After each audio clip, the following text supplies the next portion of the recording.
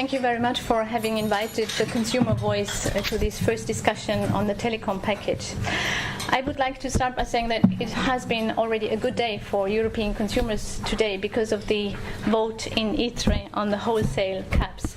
And I would like to thank the MEPs, in particular of the ITRE committee, for really pushing for lower wholesale caps, because this will be really the beginning of the end of roaming, and actually the precondition for realizing the end of roaming for European consumers. And we look forward to celebrating all of that on the 15th of June in Malta.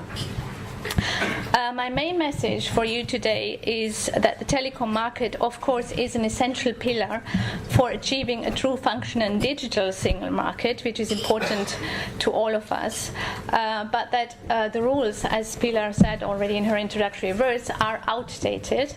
And from a consumer perspective, the experience of consumers today is far from satisfactory. So what I want to tell you today is, of course, we need to get this reform right, and we need to get it right in a way that it delivers to people. And people do care a lot about these services. They need these services to lead a digital life, and that means to lead a normal life nowadays. And people really look at the European Union in this respect, and the European Union can make a difference, and people understand that, can make a difference. So I think this is only a unique opportunity now, in particular also for the European Parliament, to show that there are tangible benefits in there for consumers. From the proposed package, there is such a vast area of items that I would only like to mention the three that are key from a consumer's perspective, which is, of course, competition, consumer rights, and the ways to deliver a real single market to consumers. So what do we expect from this reform? First of all, as I said, the current situation is not satisfactory.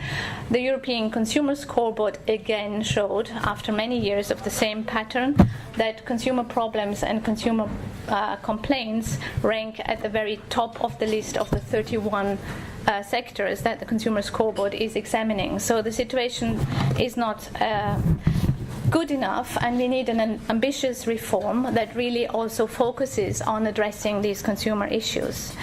The code that we have now started to look at is a far-reaching initiative, and it's an ambitious reform. We did not yet assess all details, but we will have a position ready in a few weeks. In relation to the first point, competition, of course, European consumers need a competitive telecom market where all providers of all sizes and natures continuously compete against each other, and this in respect to earning consumers' trust and satisfaction. And for us, it is absolutely key that the new telecom rules continue to have these objectives as the guiding principles and throughout the legal framework for telecommunication services. We agree that it's important to have this new focus on connectivity, and that is very welcome. And that requires a new wave of investment that needs to be facilitated, but we don't want to see this new focus as having a negative impact on really promoting a strong competition approach in the whole policy making in this regard. Particularly for the newer, very high capacity connectivity networks, we think that it's very important to ensure that alternative players can also provide innovative and competing services over that infrastructure and at reasonable conditions. So we don't want to see, as a result, a reform that would protect competition in the old networks, but would have an approach to kind of allow monopolization in the new ones to come. My second point on consumer rights, we would have a lot to say on that, but let me just be brief because I only have a few minutes. What we need to ensure is that the current protection rules, the current consumer rights, they are maintained and that they are improved. We have now a lot of experience. What we need to improve is really comparison of offers must be facilitated. Switching must be facilitated, because the best of competition market doesn't help you if you're bound and locked into your contract and you face fees and punishment if you want to change, or you're locked into bundles and you cannot change individual services. We need an enforceable set of rights. The regulators sectors play a very important role in all of that. And in case something goes wrong, we need to have effective dispute resolution.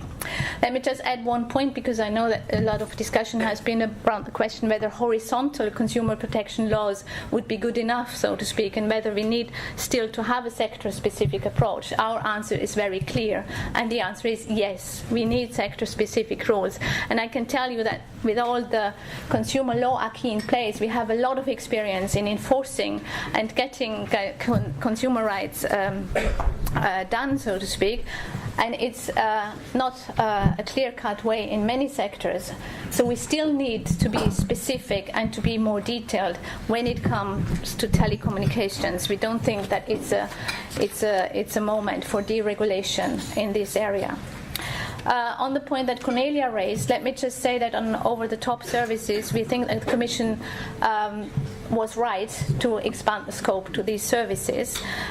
What we need to do now, I think, is to really carefully assess the different aspects and to also discuss them in relation to the different features of these services and what is appropriate consumer protection and what may be not appropriate. So we're still very much looking into this, but we think that the basic inclusion is correct. And in relation to other types of directives, like Consumer Rights Directive, many of these services are not included yet. So I think we need to get that right to understand what is covered by what legislation.